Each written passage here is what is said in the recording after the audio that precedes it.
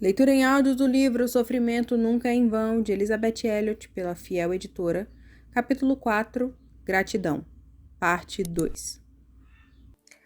A segunda coisa a considerar sobre gratidão é que ela honra a Deus.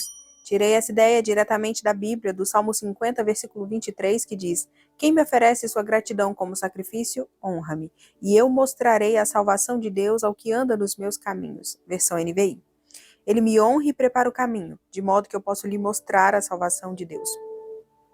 Permita-me voltar a 25 de outubro de 1972. Esse foi um dia bastante movimentado em minha vida.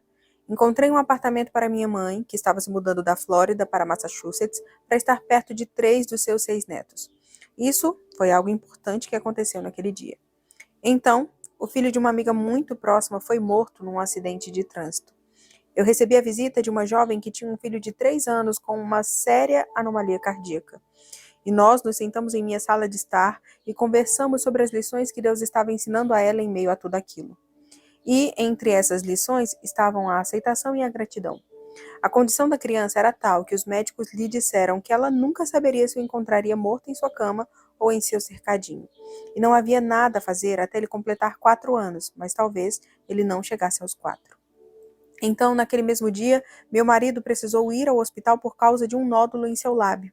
Naquela manhã, eu escrevera num pequeno pedaço de papel de rascunho as seguintes palavras: Como lidar com os sofrimentos de toda sorte. Eu não sabia de todas as coisas que aconteceriam naquele dia específico, e eu não sei de onde isso veio, senão de Deus, suponho. Como lidar com os sofrimentos de toda espécie? Número 1, escrevi, reconheça-o. Número 2, aceite-o. Número 3, ofereça-o a Deus como um sacrifício.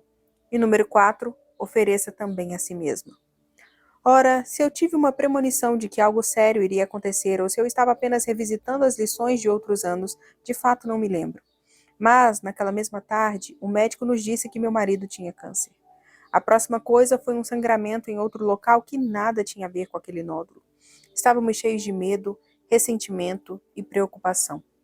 Tudo era terrivelmente real para ambos e era preciso que fôssemos a Cristo em busca de refúgio.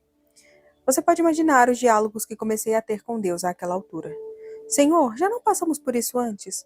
Tu tomaste o marido número 1. Agora, Senhor, é certo que não tomarás Ed, não é? E era como se o Senhor dissesse, talvez eu faça isso. Confie em mim. Então eu tinha de começar tudo de novo, pensei, e aprender lições que eu realmente achava que já tinha aprendido muito bem no passado. Eu dizia, Senhor, acaso fui reprovada no teste? Temos de passar por tudo isso de novo? E a resposta foi, sim, você terá de passar por isso de novo. E agora? Para onde você vai? O que você faz? Você chora, você ora, você pergunta por quê? Porém, depois há algo muito melhor a fazer que nos é dito neste verso que eu li para você. Quem me oferece sua gratidão como sacrifício, honra-me, e eu mostrarei a salvação de Deus ao que anda nos meus caminhos. Salmo 50, versículo 23, na versão NVI. Há um bom número de caminhos sinuosos para aprender a conhecer a Deus, mas também há alguns atalhos. E eu quero sugerir aqui que a gratidão é um desses atalhos. Apenas comece a agradecer a Deus antecipadamente, pois não importa o que esteja prestes a acontecer, você já sabe que Deus está no comando. Você não está à deriva num mar de caos. Então, quais as razões pelas quais ser grata em meio ao sofrimento? Bem, Deus ainda é amor. Nada mudou isso. Deus ainda é Deus. Ele é soberano, ele tem o mundo inteiro em suas mãos. Ele sabia que meu marido teria câncer naquele dia em particular, ou que nós o descobriríamos naquele dia em particular. Antes da fundação do mundo, ele sabia disso. Então, ele não fora pego de surpresa. O amor ainda deseja minha alegria. Ora, sempre posso agradecer a Deus por tudo isso. Esses são os fatos, ao lado de todas essas outras coisas terríveis com as quais mal podemos lidar. Isso prepara o caminho para que eu possa lhe mostrar a salvação de Deus. Então, quando voltamos ao médico para lidar com o segundo problema, descobrimos que ele tinha um segundo tipo de câncer. Os dois não tinham nenhuma relação entre si. E enquanto andávamos pelo estacionamento, meu marido começou a citar o poema de Gray, Elegy Reading in a Country Churchyard, elegia escrita num cemitério campestre. Os sinos tocam o dobre do dia da partida, e eu pude ver que ele já havia assumido uma perspectiva de total desespero. Sua primeira esposa morrera de câncer. Seu pai morrera do mesmo tipo de câncer que ele acabara de descobrir que tinha. Voltei orando para que Deus me impedisse de chorar, especialmente porque eu iria jantar na casa do meu irmão naquela noite, e pensei, não posso me sentar lá e me derreter em lágrimas. Orei para que ele me livrasse de minhas ansiedades e temores, e que ele também me livrasse de fazer dos meus problemas minha profissão. Uma lição que eu aprendera apenas uma semana antes com aquela jovem que tinha um pequeno filho com a séria anomalia cardíaca. Ela disse, percebi que podia transformar a doença do meu filho numa profissão. Comecei a orar para que Deus me livrasse disso a fim de que eu pudesse servir aos outros. Aquela lição havia ancorado fundo no meu coração. Eu mal sabia quão desesperadamente precisaria dela. Então, lembrei-me de uma pequena canção chinesa. Não que eu fale chinês, mas ouvi que essa canção era cantada pelos refugiados chineses na Segunda Guerra Mundial. Não temerei, não temerei. Olharei para cima, andarei para a frente e não temerei. Então Deus me lembrou do Salmo 56, versículo 3, no qual ele diz, em me vindo o temor, hei de confiar em ti. E o Salmo 34, 1, que diz, bendirei o Senhor em todo o tempo, o seu louvor estará sempre nos meus lábios. Essa é uma obediência voluntária, consciente e intencional, não é? Eu bendirei ao Senhor a despeito do que estiver ocorrendo ao meu redor, pois existe aquele outro nível, aquela outra perspectiva, uma visão diferente. As coisas visíveis são transitórias, são as coisas invisíveis que de fato são permanentes. O veredito do médico era um fato, eu tinha de acreditar nele, mas a palavra de Deus também era um fato. Consegui escrever em meu diário as seguintes palavras, as quais eu certamente teria esquecido se não estivessem ali em preto e branco. Bem e em paz o dia todo. Aqueles eram meus sentimentos, bem e em paz. Acaso isso faz sentido de qualquer outro ponto de vista senão da perspectiva da eternidade? Não poderia fazer sentido para mais ninguém. Essa é a razão pela qual não precisamos de explicações, precisamos de uma pessoa. Precisamos de Jesus Cristo, nosso refúgio, nossa fortaleza, a força da nossa vida. E é preciso haver desolação para nos ensinar nossa necessidade dele. Pense nos milagres que Jesus realizou no Novo Testamento. Se você percorresse todo o Novo Testamento e fizesse uma lista das situações nas quais as pessoas estavam quando Jesus chegava, algumas eram, de fato, triviais. Por exemplo, o anfitrião constrangido nas bodas de Caná quando o vinho acabou. Ora, as pessoas não precisam desesperadamente de vinho o tempo todo. Acredito que naquela época o vinho era realmente um item da cesta básica, mas você realmente não precisa da segunda rodada numa festa, não é? Contudo, quando o vinho acabou, o primeiro milagre de Jesus foi proporcionar não apenas uma segunda rodada, como também um vinho melhor do que aquele que o anfitrião pudera servir na primeira rodada. Se o vinho não tivesse acabado, as pessoas não estariam preparadas para reconhecer Jesus da maneira como aconteceu. Quando as 5.000, 15.000 ou 20.000 pessoas necessitaram de comida no monte no qual Jesus havia pregado para elas, os discípulos disseram que precisavam de comida para elas, mas provavelmente elas poderiam ter comida em casa.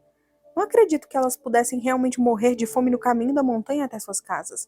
Era algo relativamente pequeno, mas foi um milagre e aconteceu naquela situação. Então, qual é a sua condição de necessidade hoje? O vinho acabou? Você está com fome? É algo mais desesperador, como o homem que estiver enfermo por 38 anos, ou o filho que morrera, ou a viúva que perdera seu único filho, ou o bebê que nasceu cego, ou a tempestade que sobreveio e os discípulos então pensaram que iriam perecer? Qual é a sua condição de necessidade? Em que ferida Jesus está pondo o dedo hoje? Talvez seja uma oração não atendida, com a qual você tem batido a porta de Deus por anos a fio e simplesmente parece que ele não está prestando atenção em você.